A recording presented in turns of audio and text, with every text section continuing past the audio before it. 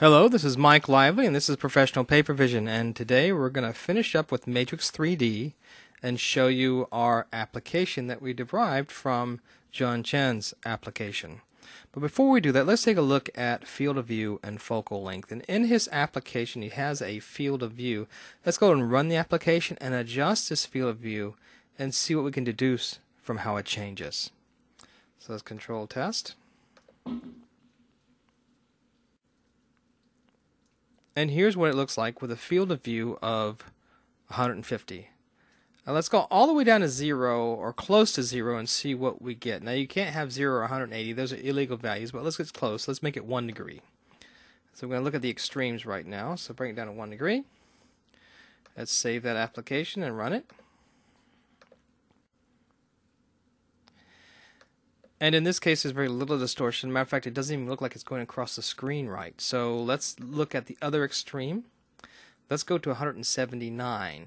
Let's change that field of view to 179. And let's save it. So control test.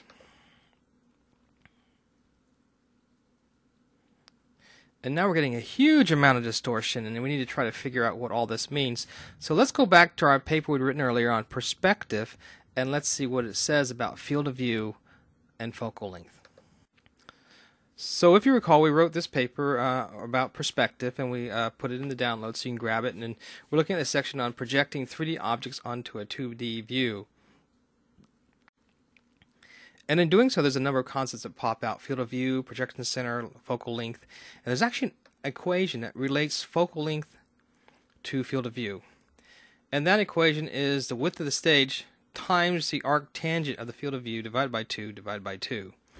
And basically what that means is when the arc tangent is 0, your field of view is 0, then your focal length is 0.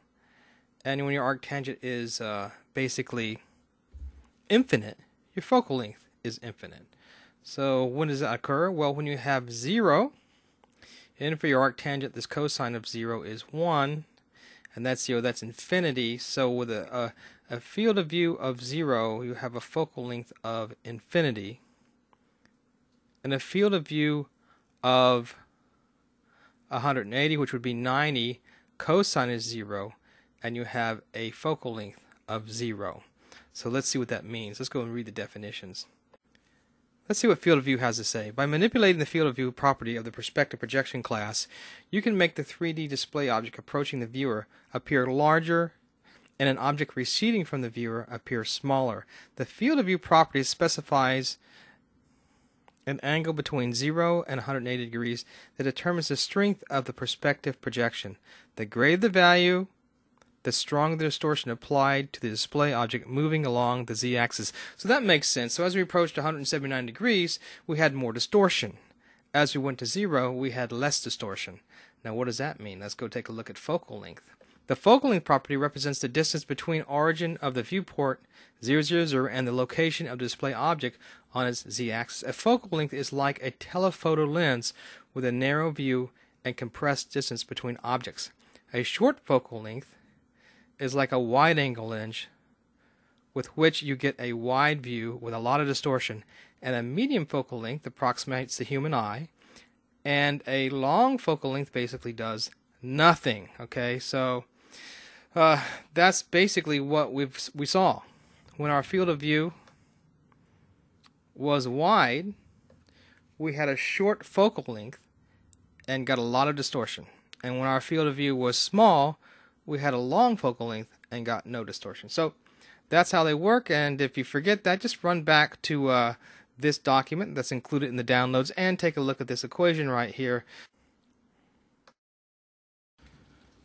So essentially what I've done is I've taken June's application and I've added a slider event. And so whenever I slide, in a sense, my camera will move forward and move backwards. And we learned how to add a slider from the previous lesson that we had. And so as I slide the slider back and forth, my text should slide up and back. And I actually use text from the first chapter of Genesis. So let's go ahead and run the application and see what it looks like. And all you have to do is slide it, and up the text goes, or slide it back, the text comes back. And that's a cooler effect. I like that. And once again, you want to envision that the text isn't moving, but your camera actually is sliding up and down, basically the text of Chapter 1 of Genesis. Now, that's kind of cool, but I want to make this even cooler, so let me show you what I'm going to do. Let's go to the timeline and take a look. I've got the actions on the top and then the scroll bar, and next I have the text Genesis, and I want to put a background in there. Since it's Genesis, the earth was created, right? And so we're going to have the earth there, and what I'm going to want to do too is I'm going to actually want to scroll the earth back and forth to make it large and small. So let's come along here and do a little bit of work on the action script, and once I get the earth changing in magnitude, then it's actually going to really look like our camera is traveling in and out of space. So let's go back to the action script, and it's important to realize here I do have to import the slider event. So if you don't do that, you just throw the slider on there, this will not work. I got a field of view of 120, and I've rotated my plane by minus 45 degrees. I have a scroll bar in there. It's called My Scroll, and I add an event listener, and that's slider change handler. So whenever I move the slider, it fires this method.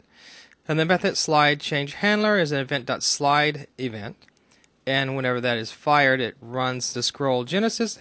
It does the matrix preprint of translation. And what it's going to do is a little trick here. It's going to take the value, subtract it from the previous value of the scroll Y, and add the initial position. So basically what it's going to do is allow you to prepend translation in small increments.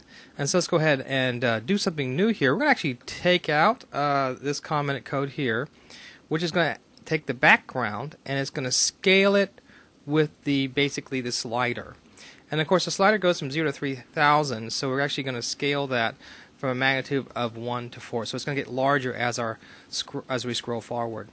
But one more thing we want to do, we actually set the world background to invisible. We want it to be visible programmatically, and so let's go ahead and run the code down and see what that looks like.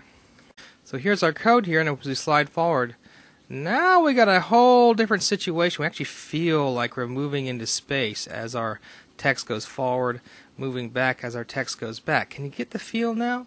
And as you have multiple objects scrolling like this, you actually really do get the feel that your camera is actually moving through space. So once all this is put together, you'll be able to download this off of Google Code. Hey, this is Mike Live. I hope you enjoyed it. We're going to be moving on with the rest of Chapter 1.